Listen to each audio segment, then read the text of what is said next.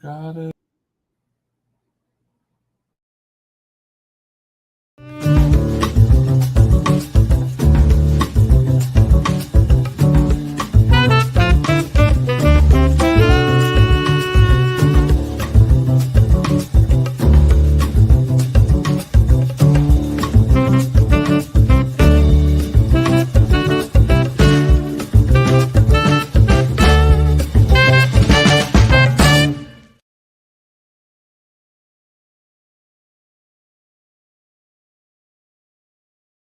Along as well. I hope you had a wonderful Memorial Day holiday. I hope the opportunity to remember, to memorialize, however that is significant to you, is something that you were able to do. I think it's always good to remember uh, those who have gone before, and that's what we do. We have the good fortune of having the most wonderful weather yesterday, kind of the official beginning of summer here, so that was cool too. Two things. One, I want to acknowledge that even though the COVID pandemic has been officially determined to be over, we still owe it to each other and to our society to be healthful, to be mindful. And in this week's copy of Inside News, I just want to have people go to a couple of spots in the paper that remind us that we have to pay attention to be preventive in our attitude, to be mindful. There's an ad there from the Minnesota Department of Health that talks about ways that germs are commonly spread. And you take stuff for granted, but it's always wise to have a refresher. There's also one that reminds you to wash your hands, and the beauty of this particular promotional message is it's in a half a dozen different languages. It reminds us that we show up in different idioms throughout in community. So that's the main thing that I wanted you to be aware of, to be mindful, to do practice protocols that keep you and your family safe. Even though the COVID pandemic is over, COVID is still a real situation. Pay attention to it. Also, I want to begin by inviting those who are listening on KFAI and those who are checking us out across our several platforms to go over to our YouTube platform, YouTube Inside News MN, and become a subscriber. It doesn't cost you anything, but it does a lot for us. We're trying to grow our subscriber base to about 1,000. And if you take a minute today and go over to YouTube Inside News MN, you weigh in by subscribing. Also, tell your friends, share our program, and that helps us grow. Well, with that, let me begin with today's program. I'm still hyped about the phenomenal political season that has just ended. It's ending still as we speak, and that is the legislature in Minnesota and the governor having a landmark opportunity to make a difference. We came out of a session that had a $18 billion surplus. Well, the question is, where did the money go? What's happened in the decisions of the legislature in general, and what's happened that's particularly affected our community? Let me begin by asking my colleague and friend, Corey Day, to join the program. Corey, are you there, and do you hear me? I sure do, Al. Thanks for having me, and it's really good to see you. Well, thank you for being here. Let's take a minute and have you introduce yourself and your work at Blue Ox Strategies. Yeah, how are you doing, Corey Day? With Blue Ox Strategies, we really focus on public affairs and public relations, helping nonprofit, political, corporate clients navigate when it comes to dealing with community, dealing with elected officials, and just making sure that we make the land is nice and flat for when they want to do their business or their work or whatever advocacy they might be doing. Blue Ox Strategies were there to really just help them navigate that community, navigate the legislature, navigate whatever issues that might be lying in front of them. We just try to help them get through that. You're kind of in a rare space for an African American, I think. I don't know how many Black people that are doing the political work that you do. I don't know if it's proper to call you a lobbyist or a political consultant or what the right nomenclature is, but there aren't a lot of us doing the work. Am I correct?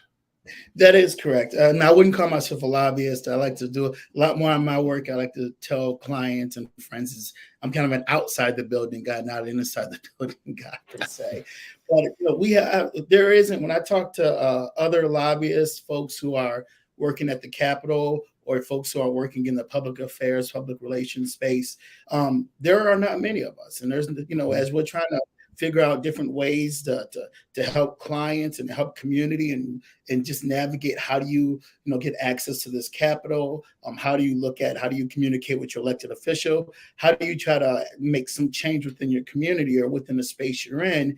And the reality that just exists is that there just isn't a lot of folks who bring the perspective that if it's a woman or a person of color that we're doing in this space right now. And one of the things that a lot of us are trying to figure out is how do we make sure that the door is kicked wide open and that folks feel the accessibility to be able to do this kind of work. And also just trying to make sure that, when we have folks who are, building a business or looking at, putting together whatever it might be, that they understand that, there are resources out there, there's capital available out there. And we just try our best to help them navigate that so that, this isn't an obstacle when they're trying to build out whatever business or nonprofit that they're trying to do. You've got particular credentials here because you served for several years as the head or the chief of staff at the Minnesota DFL. Talk about that background, how you got there and what that meant to you.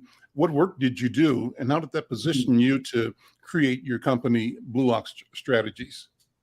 Yeah, so I spent 8.5 years at the Minnesota DFL, helping our candidates put together their campaigns, helping them when it comes to strategy and policy, really assisting our chairman, who's still the chair, Chairman Ken Martin, when it came to trying to move forth his vision of the party and how can we best be in the position we're in today where the Minnesota DFL is in charge of the governor's office, the House, the Senate, every statewide elected is a DFLer.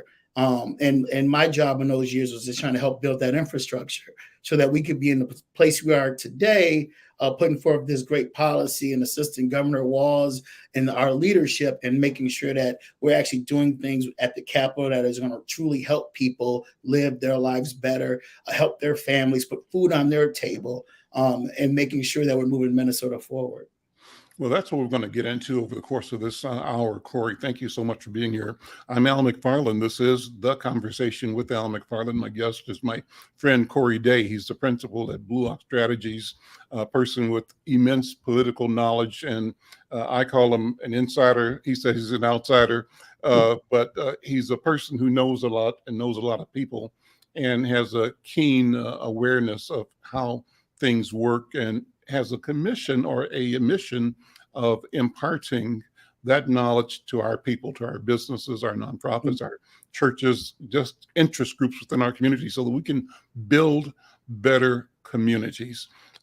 Corey, you described the objective that you achieved, and that is creating a governance structure in Minnesota where the House of Representatives led by Democrats, the Minnesota Senate, led by Democrats, and the governor's office and all of the executive officers elected Democrats.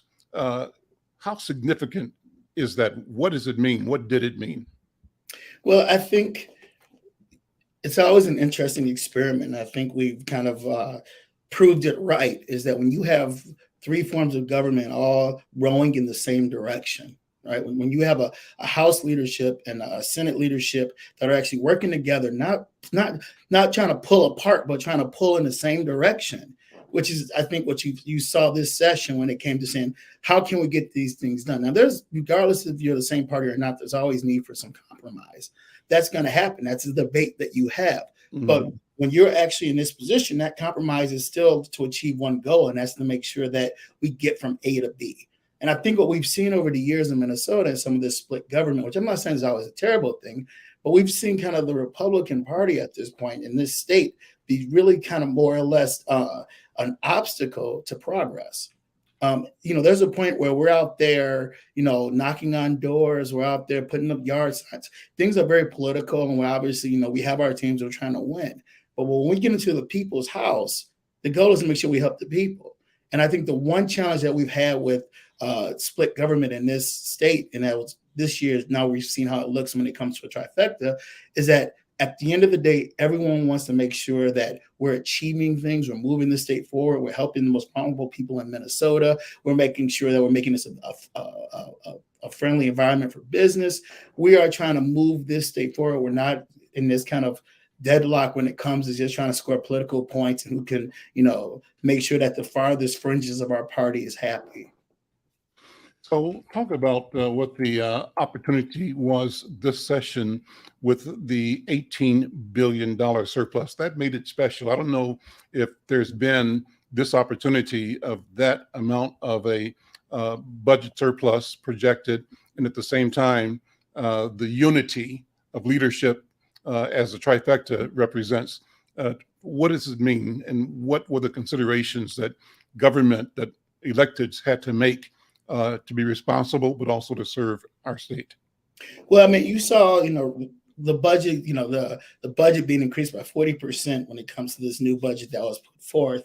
And I think what you really seen when it came to our leadership in both bodies is that there's been these needs for years that have not been met in this state. There has been these different pockets of Minnesota that lacked funding, that lacked support. And I think what you saw happen when this trifecta came in is that we found out a way to fill those holes, right? To make sure that those buckets got filled. You didn't deal with kind of the partisan bickering over, a decimal point here and there.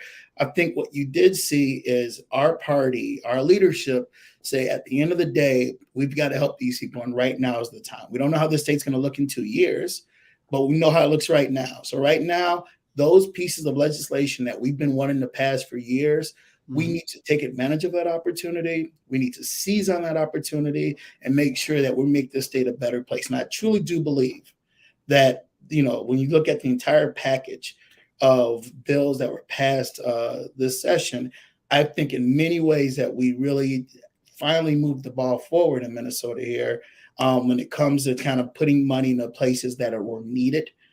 Filling those coffers that were becoming empty, not overreaching when it comes to kind of programs, realizing that, we still do have a tax base we need to fill. There's still, cuts that are going to need to be made, but let's not make sure that we're doing that on the poorest people in the state of Minnesota, the most vulnerable people in the state. Let's make sure that, we're putting those kind of taxations and kind of those funding sources in the places that are most necessary. So let's talk about some of the items that were in this legislative session. Walk us through the omnibus bill, for example, and the big picture, what happened, because I want to get to what you and I could say were wins for the Black community and for people of color.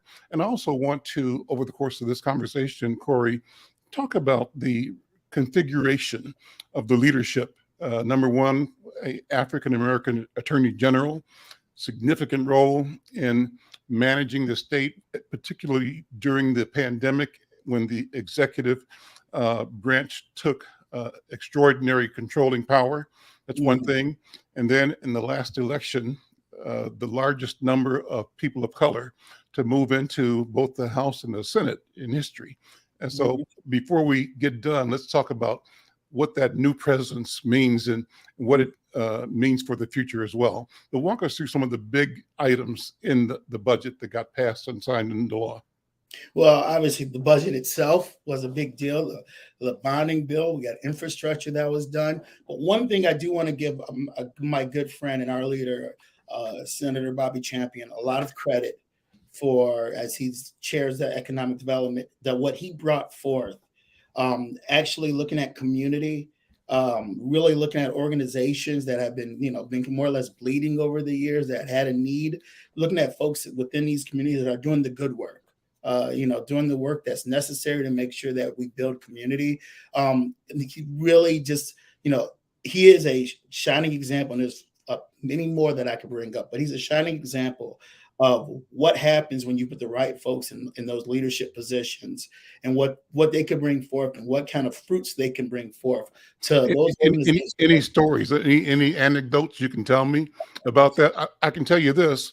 I watched several of the proceedings over, the TV for the Senate. Mhm. And Senator Bobby Champion was impressive every time. He handled his business in a way that made his people, his voters, and his family and neighbors very, very, very proud. But you Absolutely. might have seen some stories or some deals or management he did. What do you think? Well, I would just tell you this one, as president of this Senate, and I truly do believe this, and our good friends who are at the Capitol day to day, who are lobbying for these issues, who are fighting for these different communities, will tell you that Senate, under the leadership of Senator Dzik, but with Bobby holding that gavel, business got done. And, we both know Senator Champion well, and we know that once he made sure that the things kept moving, he made sure that we weren't going to get caught up in the mud that usually happens with these sessions when it comes to folks trying to slow things down and stop progress. He made sure things got done. And I'm with you. And in those times that I had to watch the Senate on the floor, was some interest I might have had. Watching him out there was wonderful. But I will also say, to your point, these other, especially women of color, who have stepped up in the legislature, watching them and the bills that they brought forth and the leadership they showed. These folks are freshmen for the most part, right? They're just coming into the building that's full of kind of about seniority and these rules and all these different things that have been put forth to be somewhat barriers to new members. They kicked it down. They got so much. I mean, we don't get cannabis without new members. We don't get the Crown Act without new members. We don't get the felony voting without new members. All of this is because we actually had a legislature where the members of color had such a strong block that they were able to make sure that, in the past, we've always dealt with kind of the strength of the range and, northern Minnesota a little, having the ability to kind of guide things at the Capitol. Seeing that guidance now is coming from the communities of color who have the power now at the Capitol to make sure that these bills are going to actually be given the attention they deserve. That they're going to make sure that, these things happen. I was very proud. I couldn't have been more proud of, and public safety. On and on. Just I couldn't have been more proud of those members, especially those new members who came in this year and didn't come in kind of, hiding in the back. They didn't jump in the back row. They got in the front. They got in the front row. Sure. And they did what they needed to do, and we had a historical session because of that. That reminds me, as you're speaking, I interviewed Representative Samantha Vang from North Minneapolis, Brooklyn Park, Brooklyn Center area. And man, was she ever impressive, right? But she's on her second term now, I think her third term. And she went in. Yeah, I want to believe she's on her third. So when she joined, I think it may be in 19, when she ran and won, she might have become the youngest person to be elected in Minnesota, and certainly the youngest woman elected to the legislature, and the first, I think, maybe the first woman in the House, but I'm not sure. Maybe not. I don't know for sure. But either way, what she said in the interview was that, we knew we had an opportunity to deliver big dollars to our community, and that's what we did. And so that kind of bravado, that kind of sure-footedness and confidence, I think, is what you're describing in the new legislators, and particularly the women who've come on board, women of color. That's great. Well, so talk more about, where the money went. Where did the money get spent in this session? Well, obviously, because of the amount of money that got spent, it was spread around distributed pretty well. But I do know that, speaking of good friends of mine who are lobbyists, I still call Jeff Senator all the time. We all still call him the Senator. But I know what Jeff Hayden, I look at just his roster of clients that he helped out that were, I know we're talking about the pool that's been fighting so hard in North Minneapolis. I know that the V3 pool. Yeah.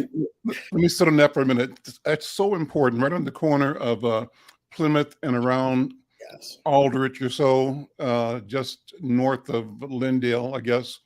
They're building a big square block swimming facility for North Minneapolis, probably for the region, but it'll be based in North Minneapolis. And that's so critically important because our children are at higher risk of drowning because we don't have the exposure and the opportunity. This is a direct impact strategy to put swimming at the center, the core of our community, elevate it, and invite and encourage our moms and dads to make sure that they, as a family and their children in particular, learn how to swim. So that's huge. So they got supported, right? And that's one of Senator Hayden's initiatives. Yes, Senator Hayden, and obviously with Senator Champion. But just to put a fine point on that pool, and this is kind of goes with these kind of projects that we need to see and throughout different communities in Minnesota. That pool reminds me so much of the soccer stadium in St. Paul. Because the reality of it is that you are going to have kids in the community who are going to learn how to swim and who are going to be able to, on weekends, head to that pool. But it's going to be also an Olympic size quality pool where we can have high school championships, where kids are going to come from the suburbs, where families are going to come from just not outside of North Minneapolis. We're going to bring in commerce and money and business.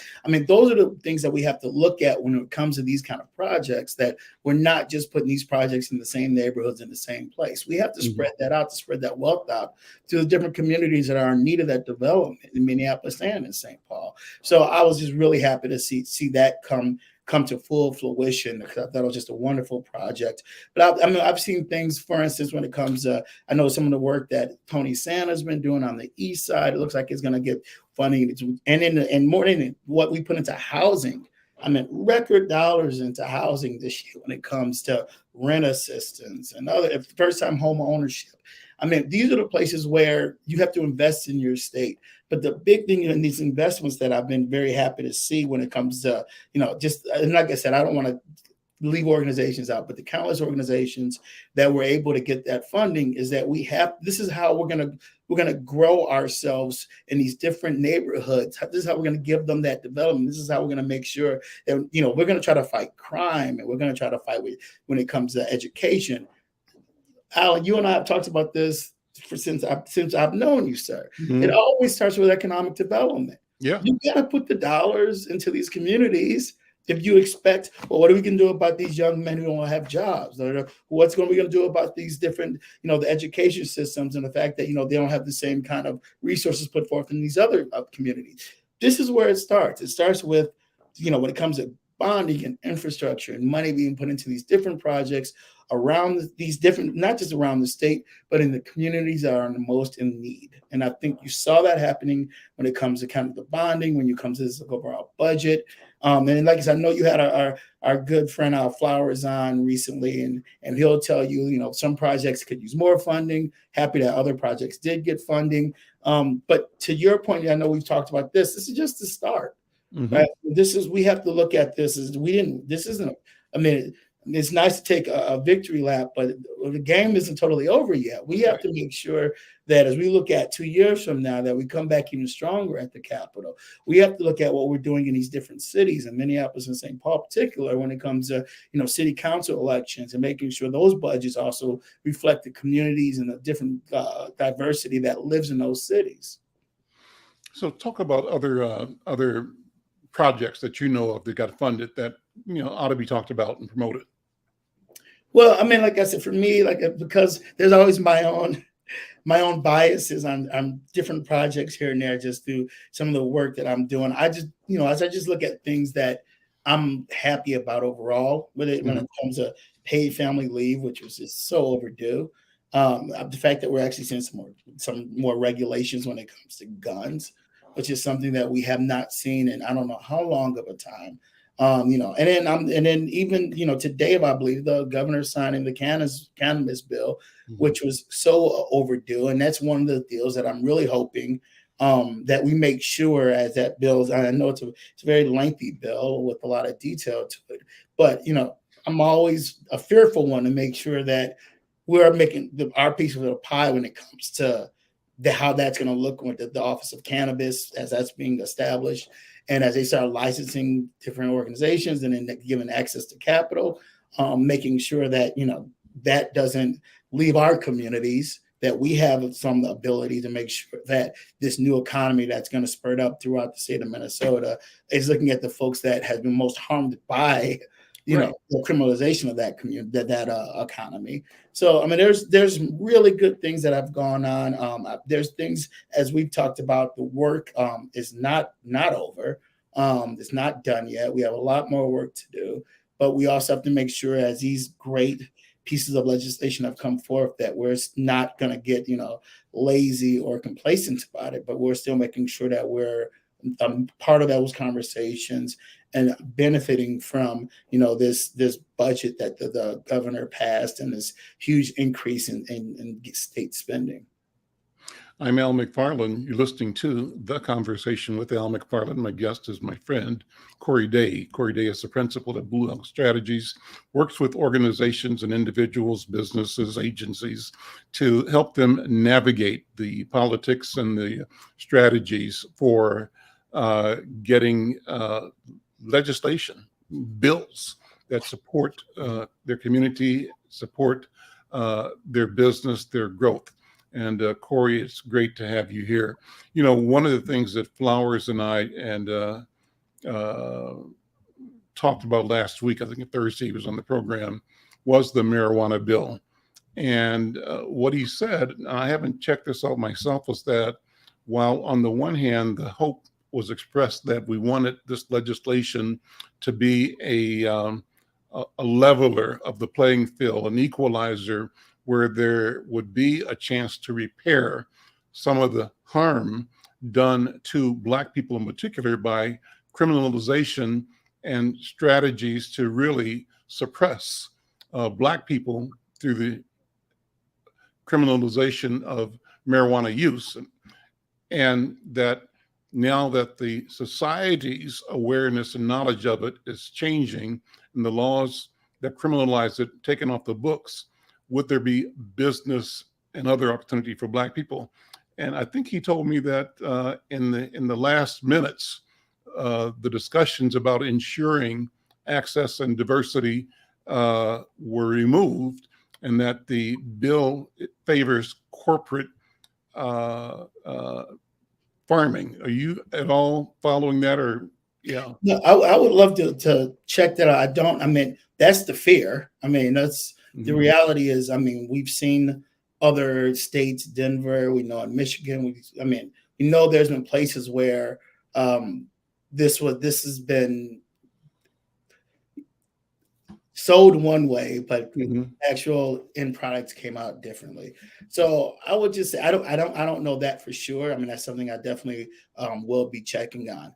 But I do know, which I do agree with you 100%, Al, is that the conversation may start when it comes to how do we help these different communities who have been the most affected and harmed by these laws and the way it's been enforced.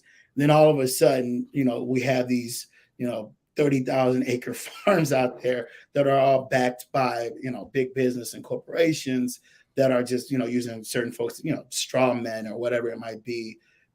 Within the state. So I have not seen that. I would love to check that out. And I know Al follows these things very closely.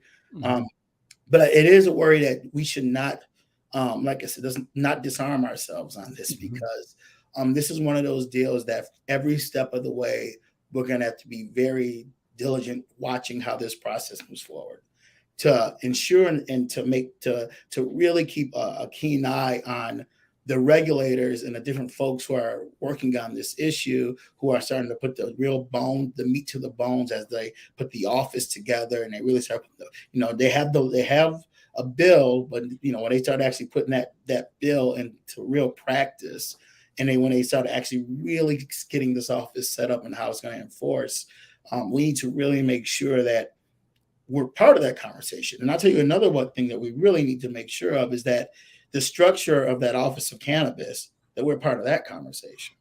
Let me interject. One of our listeners, regular Michelle Madison from out east, says that Maryland is legalizing cannabis in a couple of days. And she's saying, who's going to benefit? And she said, one of the challenges, and you've discussed this, is that there are so many people locked up already for the weed. So what do we do about people that are both locked up and who have records now? I think part of this legislation is the clearing of any records. What else about it can we do to make sure that we're on the other side of this and not simply the victim side? I think the one thing that's going to be interesting, and it was always kind of something that, an issue and a challenge with this bill is, how do you address people who are currently, I know that in jail for, small amounts of cannabis or marijuana. And I know there's always was that conversation about if they have a felony and if it's a misdemeanor, and, how do you, determine which folks do you actually allow to, be expunged from, and released. And I don't have a great answer. I mean, the one thing I would say about that is that there should be no reason why someone should be sitting in jail for something that is illegal at this point. And that we need to make sure that we're fighting for those folks who are sitting there for some minor marijuana charge has been trumped up, or some folks who are sitting in there, even if it's been multiple offenses for the same thing. We need to just really make sure that they do not become a non-issue in this conversation, because we both know that when you start talking dollars and cents, it gets real easy to forget about folks who are not part of that dollars and cents conversation. Just when you start thinking about who's going to get licenses and how's it going to look, and the homestead, the rules of it. The one thing that the challenge for our brothers and sisters who are sitting in incarceration is that they don't have a champion at that table or someone fighting for them.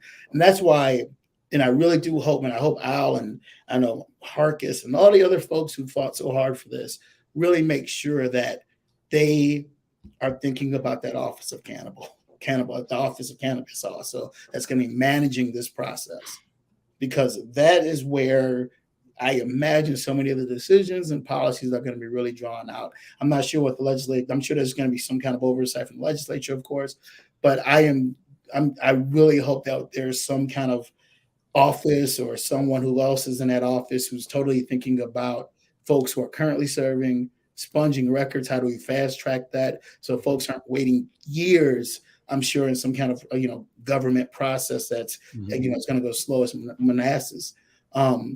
That those things are being addressed and looked at during this process. It's not just square footage and amounts and where can you put your dispensary. But I think we need to make sure that we're looking at this holistically of how this policy in the past has affected folks of all walks of life, but obviously it has affected people of color far more than anyone else. So let me do two pivots from here that are connected and not, they're tangential.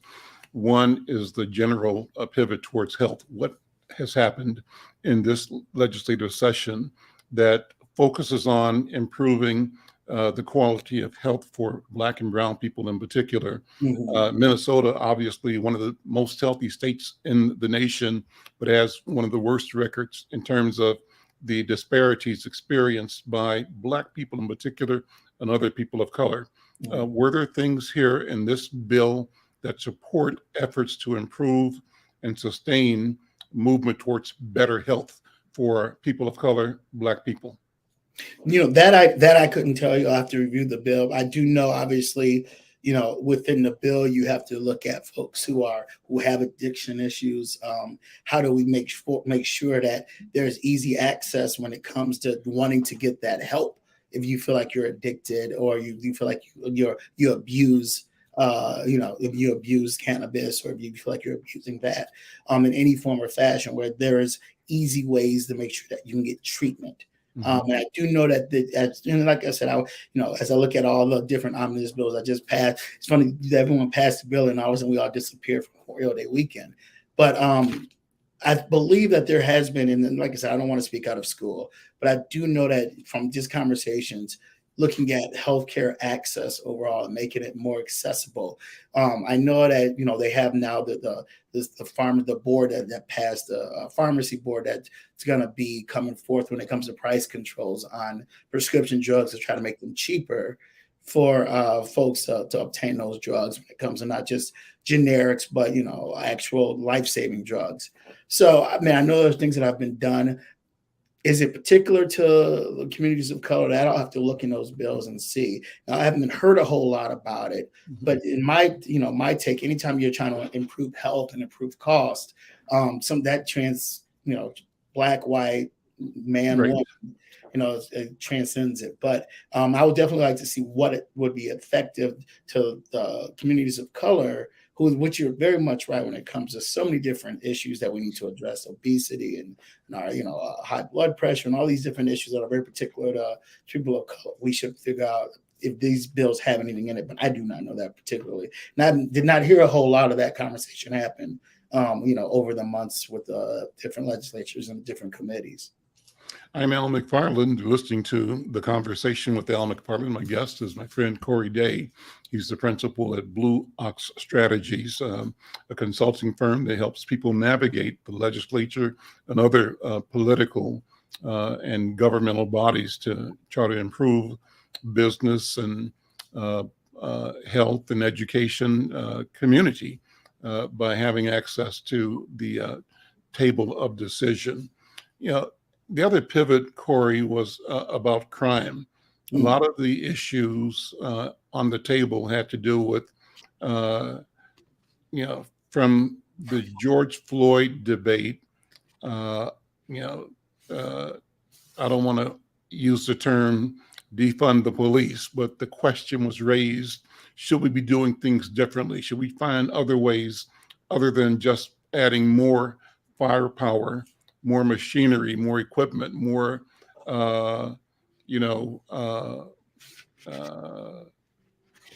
more police response to problems that probably can't be solved by the police? Should we fund counseling and therapy and alternative ways to, number one, get people that are most likely in the crime zone, both as victims and as perpetrators? How do you solve that, unpack that, and allow people space to live and a place to go and to grow without damaging or hurting themselves and others? And the other part is, how do you reimagine what public safety is so that maybe you invest more in teachers, trainers, therapists, navigators, people who can be of service to people without having to arrest them. What did you see and hear over the course of the session about funding, crime prevention, and public safety? Well, I mean, they passed a really robust bill when it comes to the public safety. And I think this is my take on it. My belief is that, look, public safety really comes down to how these different cities handle the dollars that they're giving from the state or from the federal government when it comes to how they structure their police force. And I think the one thing we have seen, and Minnesota's always been, is now been epicenter, ground zero from much of this reform, is that there's always going to be a need to have more than just uniformed cops on the streets patrolling. There's always going to be a need, knowing that so much of this is mental health. There's always a need to look at it. How much of this is guns, and looking at access to firearms and to weapons, and how do we limit that? I don't think there's no catch-all. I don't think when what Hollis Winston has to deal with in Brooklyn Park may be very different than what Mayor Carter is dealing with in St. Paul, and how they need to make sure their police forces are staffed up and structured. I do believe that there is a need for just more than just cops. I do think there is a mental health element of it. I do believe there's an element of too many guns on the street. How do we look at that? So I think there's just not one catch-all. I think so much of it is looking at how our local mayors are handling and our city councils are handling their different cities for their different needs. But I am, and we'll say this, I am a believer, as I'm very much about watching how we're trying to bring our city back in Minneapolis. Knowing how do we have to bring downtown back? How are we going to get uptown safe again? How are we going to make sure the Broadway corridor is safe?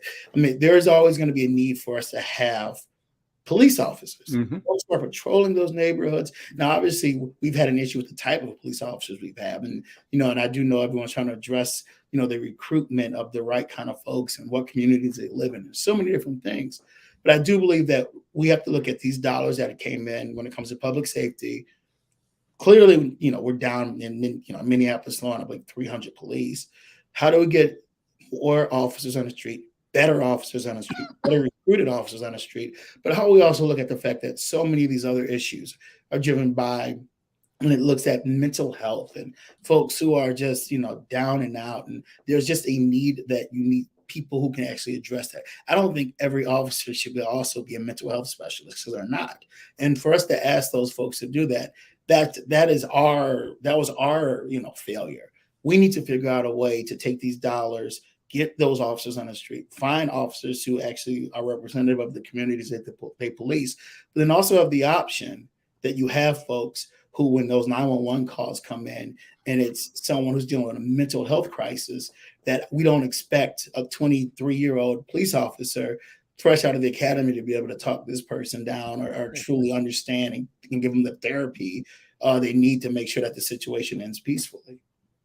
He's not prepared to do that, not trained for that. No, it's not and we shouldn't expect him to be. Right. I mean, The reality is we expect him to be a peace officer to make sure that he de-escalates, and they should know how to do that.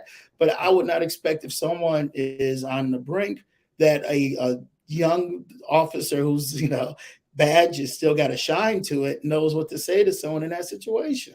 So we have to just make sure that the dollars are there, the local government aid is there, and we're holding our mayors and city councils accountable to the way that they structure their police forces.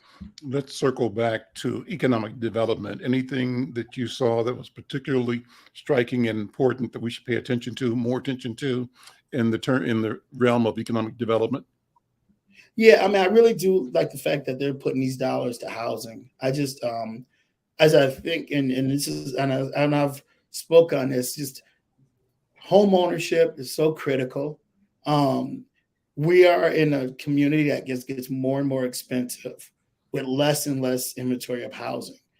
And we have to find ways to make sure that we're supporting small and new families. We're supporting those folks who work hard every day, who's been renters all their lives, who are striving for home ownership, they're striving to build that equity, to give them the support they need. The amount of the $2 billion they put towards housing, I'm very excited about that. I do believe that is just one of the most critical things in building community, is that you build home ownership. And I do love the commitment from our advocates who fought for that. I know Sharon, I'd like to send a shout out to Sharon Sells Belton over at Habitat. I know she's been a huge champion in making sure that you have housing availability for folks to move them from renters to homeowners. And that really does get me excited that, that's one of those things that it's concrete. And we know that is going to help families move from one stage of their lives to the next.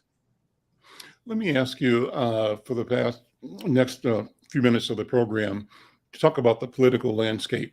And so we mentioned on the front side that we have to make sure that we don't feel a victory lap may be appropriate for some agencies, organizations, and initiatives. A lot of money has come and is coming into the community, but there's always a need that still needs to be met. But part of the need is to make sure that we've got the people in place, the institutional presence to continue to be and encourage and demonstrate what inclusiveness means. I love the way you described it earlier, you said that in history, the blocks of power that might have been Iron Range or the suburban, power group or et cetera, kind of guided state spending policy. And now that has shifted, and the shift is due in part to the emergence of people of color in general, women in particular, into the legislature and into positions of power. Let's talk about that a bit. Can you, off the top of your head, kind of give us a run through of how many people of color that we have in the legislature right now versus what we were used to? When I say used to, I remember it used to be only Bobby Joe or only Jeff Hayden in the Senate. And at one point in time, the two of them were there together, the dynamic duo, and that was great. And before that, it was always a one of Senator Bob Lewis out of St. Louis Park years ago, a Republican, I believe. And then Representative Ray Pleasant was out of Bloomington, or I think years ago. After that, I think Randy Stanton, Dick Jefferson. That led to, I think, Gray, and then Ellison. Or maybe it might have been Ellison. Hit me with Gray. I haven't, God dang it. Yeah. You remember that? I'm not sure what the sequence was. Yeah, but and that led to the seat that we have over now with Esther Agbaje out of North Minneapolis. But it's been, a very narrow stream, a trickle, over the generations. But now this trickle has exploded into a fairly robust and bubbling stream. How do we capture that, acknowledge it, and grow it? What do you think? Well, I think the two ways. I mean, the coalition has grown, where you have, East African and Hmong community, and you have this people of color community has in this state have just it's not obviously not one of the largest out there, but it's grown, which we've seen in the election of people of color around the state. Which is the interesting part. It's not just in Minneapolis or St. Paul, but you got Ruth Richardson, and you got people out in the suburbs. Just throughout, that are not just kind of in those cores who've been elected. And, we have to continue to support them. And I think the one thing, and I'm happy you pivot to this point, is, and I've said this on this program a few times, we have to just continue to support those type of candidates. We have to find a way to make sure that when it comes to fundraising, making sure when it comes to strategic help, knocking on the door for them, we have to always figure out ways to be supportive of those candidates or candidacy and help them build their organizations. Now, we're obviously, and I only can speak for my party that I belong to, in a very interesting place right now with these city council races that are going on in Minneapolis and St. Paul. We've seen what's been going on with these endorsements over the last few weeks. Let's talk about that. That's pretty interesting. Let's go into the city council races in both cities. St. Paul first, then Minneapolis, and Minneapolis is the one that's curious behind the tension. I think it was in 10th Ward. Was it 10th Ward?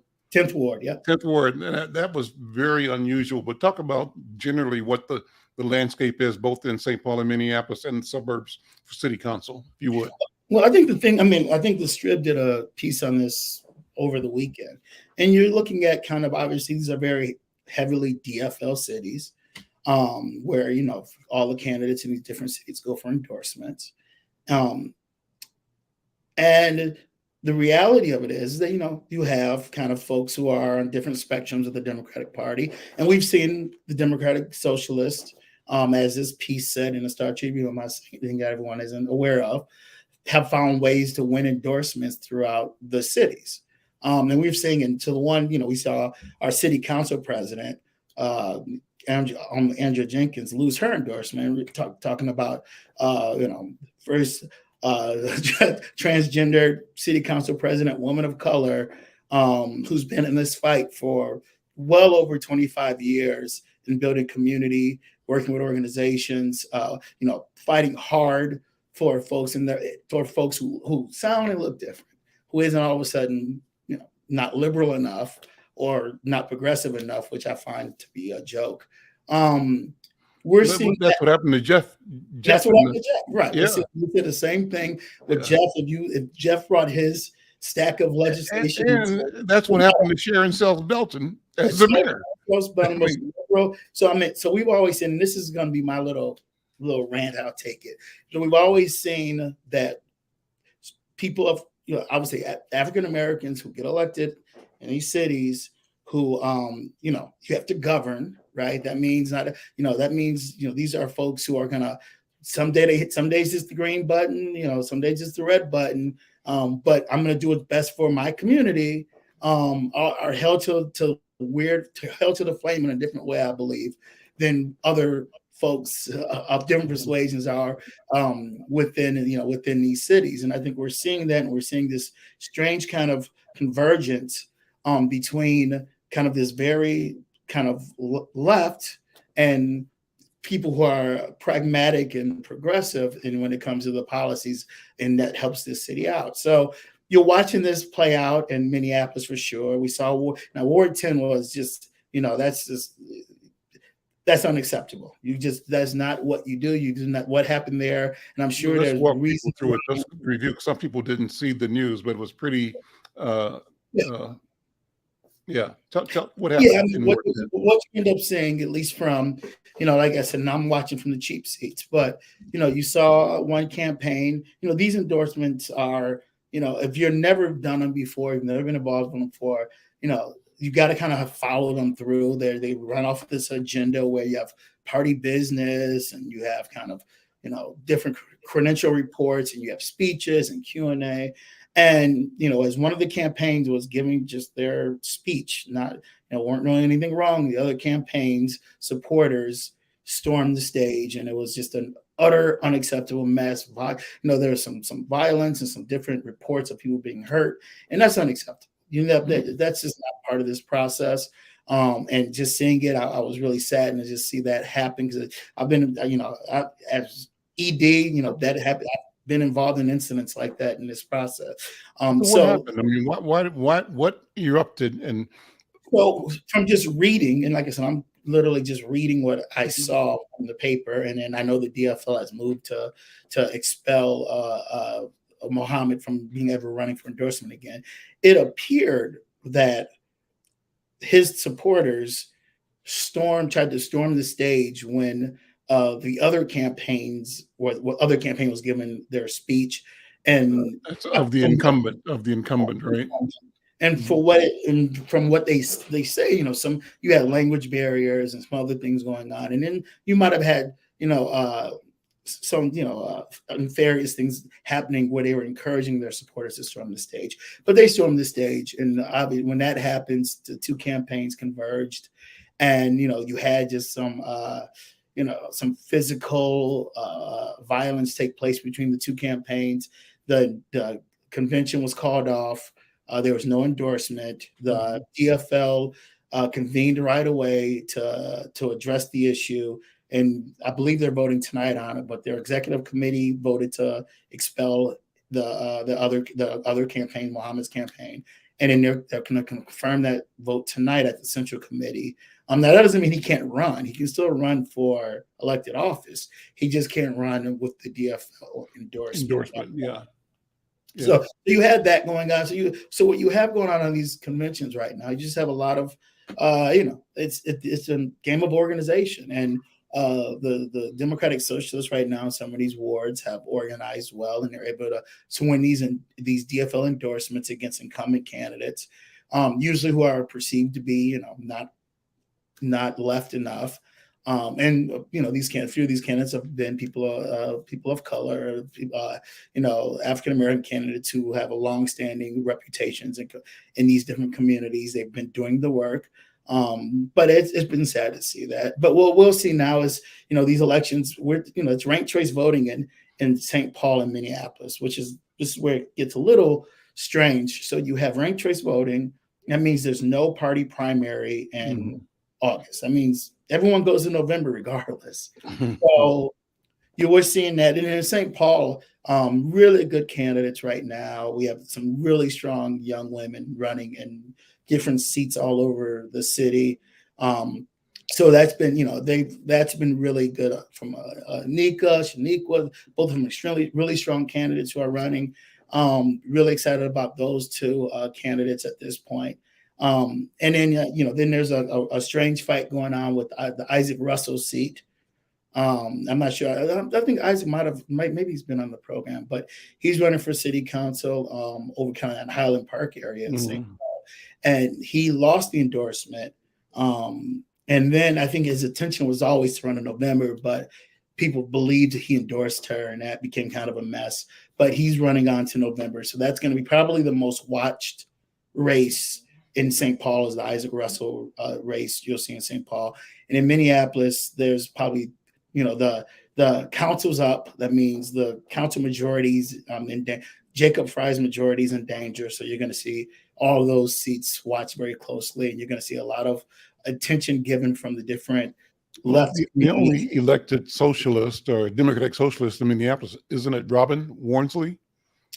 Yes. Are there any other socialists on the council? Well, a lot of them have been in. So you have Chavez, I believe he's been endorsed. Aisha was endorsed. So I think you have folks who've been endorsed by the DFL and the Democratic Socialists. Okay. So I believe it was 4 of them at this point. Okay. Now Robin is just purely a Democratic Socialist. Right.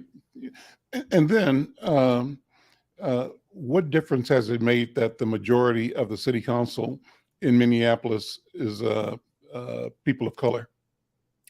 Right now, I think when you look at kind of the conversations that are taking place, I think that obviously strengthens the council. But the thing with the council still, it's still divided. There's still people of color, but they're from different spectrums. But I do think that the thing that we're seeing is that at least when it comes to some of these conversations that I believe would not be taking place, you see they are taking place now.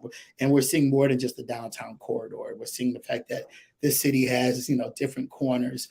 And because we have these representatives who do have a strong voice, you're seeing them make sure that their wards are getting their fair share of attention and dollars from, looking at the budget and from the mayor. How do we, in the last minute here, Corey Day, encourage people to be excited about politics and to get involved? I've always said, and you and I've had this conversation, how do we develop a bench? Like a bench that's 10 candidates deep, so that if people decide not to, or they get a job in another city or retire, whatever, we've got 9 people prepared to, in the spirit of service, step up and put their hat in the ring to run for elective office, and also to fill appointments as they arise. How do we do that? What do we do? Well, I've said it, before, we need to continually mentor young folks as they're coming out of college or trade school, or if they have they can be coming out of jail. Just if you have an interest, be there, make sure that folks, you're going to actually be a resource for those folks. And then when we have people who want to run for office, I'm not just state legislature. It could be school board or city council. It could be, we need to support them. I think the one thing, and I was at an event last year at Pomento, I believe it was nothing but candidates of color who are not running for, kind of the big shiny offices you see, but the really localized offices. In reality, they're trying to figure out how to do this. But the other thing that we need to get better at doing, and I've been screaming this from the mountaintop, is that when, if I meet a candidate, the first thing I do, and not everyone can do it, if you can't give them time, write them a check. Show them your financial support. We're going to end it right there. That's good advice. Put your money where your mouth is, and use both your money and your mouth to get what you want in community. I'm Al McFarlane. My thanks to Corey Day. Also, just reminding you, as I did at the beginning of the show, pay attention to health. Pandemic is over, but COVID-19 is still around, and you can be responsible to make sure that you maintain the protocols to keep you, your family, your neighbors safe. I'm Al McFarlane. We'll see you next time.